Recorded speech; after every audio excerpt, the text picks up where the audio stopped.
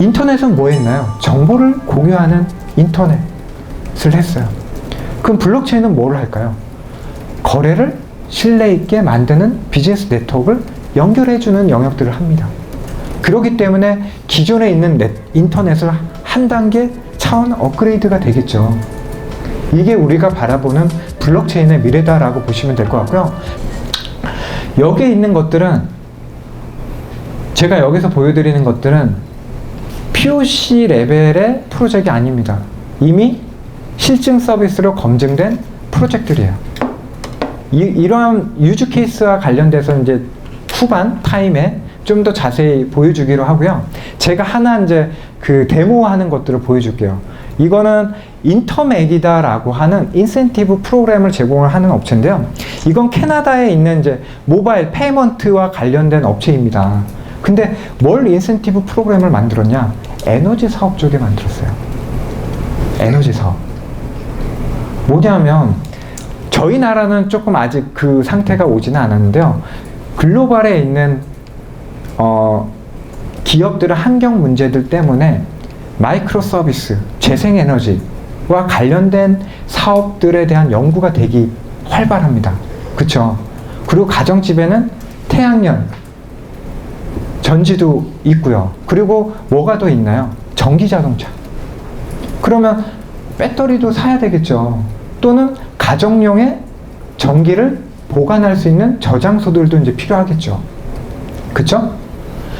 그러한 것들이 실제적으로 하나의 블록체인 네트워크로 모여서 에너지 관리를 효율적으로 합니다. 그러면 가정에 있는 사람들은 뭘 줄 수 있을까요? 베너핏을 줍니다. 그냥 가정에 있는 사람들 참여할 수 없잖아요. 내가 남는 잉여의 에너지들. 예를 들면 제가 이제 태양열로 계속 쌓이고 있어요. 근데 휴가를 갑니다. 2주 동안. 그럼 2주 동안 휴가를 가면 잉여의 에너지들이 막 쌓일 거 아니에요. 그럼 기존엔 버렸어요. 잉여의 에너지들을. 근데 다른 쪽에서는 수요가 필요한 집들도 있을 거 아니에요. 그쵸? 그런 것들을 효율적으로 보내준다라고 하면 얼마나 좋아질까요? 대신 공급으로 잉여로 가지고 있는 사람은 뭐냐면 베너핏을 받아요. 그 베너핏이 인센티브 프로그램입니다. 그 인센티브 프로그램이 어떻게 되느냐? 은행에 있는 어카운트로 현금으로 입금이 되기도 하고요. 마트에 가면 마트 디스카운트로 활용이 될 수도 있고요. 또는 주차비에 사용될 수가 있는 거예요. 그런 것들을 실제적으로 캐나다에서 구현한 겁니다. 요거 동영상 하나 보고 넘어갈게요. 이게 집들이에요. 하우스들. 그러면서 이제 에너지 센서들이 이제 계속 모이고 있고요. 그리고 전기 자동차 같은 것들이 충전이 되기도 시작을 하고요. 그리고 실제적으로 얘네들한테 남는 에너지들은 리워드로 가기도 합니다. 이러한 것들이 쌓여서 실제적으로 쌓인 포인트를 가지고 은행의 어카운트로 현금으로 만들기도 하고 마트에 가서 이 포인트를 가지고 싸게 구매를 할 수도 있습니다. 이런 것들이 이제 블록체인을 통해서 이 자산이 여기선 뭘까요? 에너지입니다. 에너지. 그쵸? 그 에너지가 실제적으로 수요와 공급에 관련된 영역들을 효율적으로 매니징할 수 있도록 만들어주는 영역들이에요. 이게 새로운 패러다임으로 변화되고 있다라고 이해를 하시면 될 것 같아요.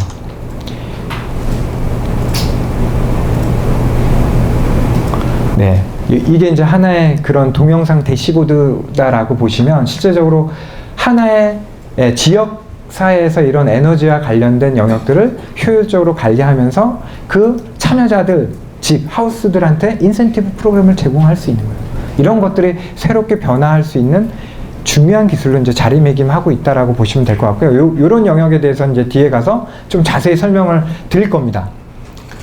그러면 결국은 블록체인은 뭘로 갈 수 있느냐? 왜 이렇게 강조를 하는데?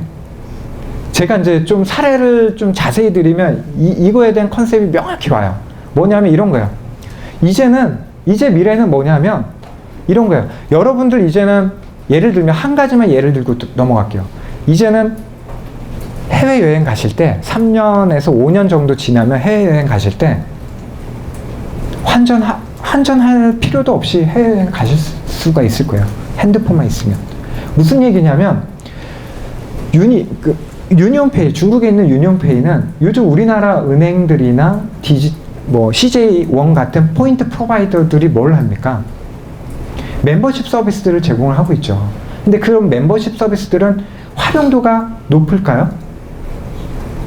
높지 않아요. 왜? 은행이면 은행, 그 포인트 프로바이더면 포인트 프로바이더에서 제공되는 온라인 쇼핑몰 외에서만 사용되기 때문에, 사용할 수밖에 없기 때문에 활용도 측면에서 보면 매우 낮아요. 저조해요. 그리고 그 포인트가 없어지기도 하죠. 유효기간 지나면. 나는 쓰고 싶었는데. 그쵸? 그래서 유니온페이는 뭘 했냐면 A라는 은행과 B라는 은행이 가지고 있는 포인트들 교환을 합니다. 교환된 포인트를 가지고 가맹점에서 결제를 하기도 해요. 쿠폰도 사기도 하고. 그러면 되게 활용도가 넘어가겠죠. 그러면 한술 더 떠서 제가 이제 유럽에 여행을 갔다라고 가정을 해볼게요. 그럼 유럽에 여행을 가면 한국에서 쌓은 포인트들 의미가 있을까요? 의미가 없죠. 그쵸? 그런데 유럽에서 사용하는 포인트가 있습니다. 그 포인트로 교환을 해요. 거기서 유럽 여행 가서. 그리고 교환된 포인트를 가지고 제가 면세점에서 상품도 사고 쿠폰도 디스카운트된 쿠폰도 사고 또는 가맹점에서 결제도 바로 합니다.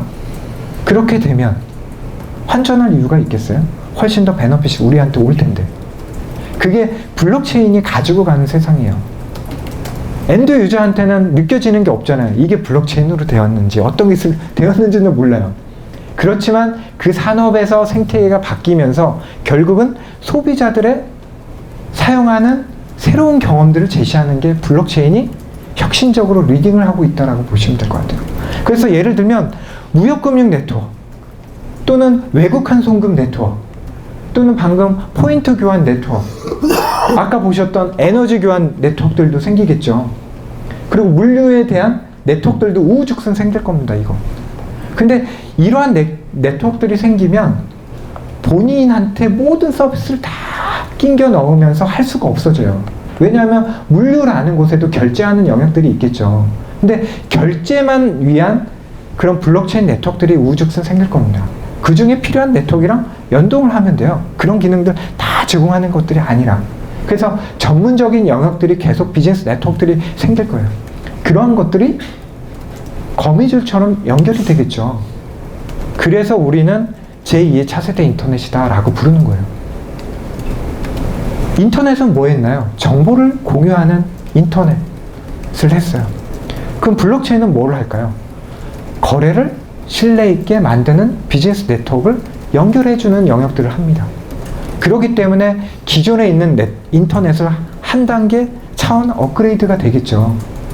이게 우리가 바라보는 블록체인의 미래다라고 보시면 될 것 같고요. 그래서 이런 블록체인 무역금융 네트워크라든가 푸드 세이프티 소를 추적을 하는 것들, 그리고 이제 파이낸스 금융과 관련된 다양한 네트워크들이 연결이 되면서 우리의 미래가 가져갈 네트워크들이 이렇게 변한다라고 이해를 하시면 될 것 같아요.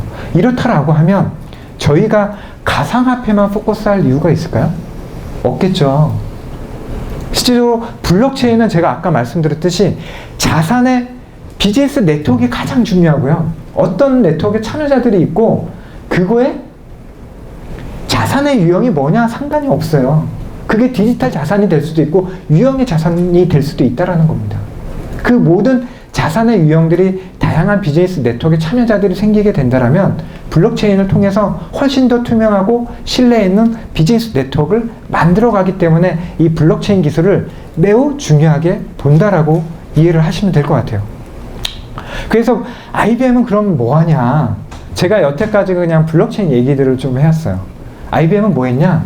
IBM은 실질적으로 기업을 대상으로 하는 비즈니스 기업이잖아요. 그러니까 B2C 시장은 솔직히 관심이 없습니다. 그리고 암호화폐 시장도 관심이 없습니다. 그럼 기업들이 하는 비즈니스 영역들을 효율적으로 해나가는 영역들을 블록체인 기술들을 개발을 해왔고요. 그게 이제 2015년도부터 여러 개 이제 프로토타입 개발들을 이제 실질적으로 하면서 거기서 개발된 오픈 블록체인 에셋을 하이퍼레저 패브릭에 기부를 하게 됩니다. 그 기부된 하이퍼레저 패브릭의 코드를 기반으로 4만 이상의 코드인데 그 코드를 기반으로 저희가 이제 디지털 에셋 홀딩스 같은 글로벌의 그 블록체인 전문 기업들이랑 같이 이 하이퍼레저 패브릭 프로젝트를 리딩을 한다라고 좀 보시면 될 것 같고요.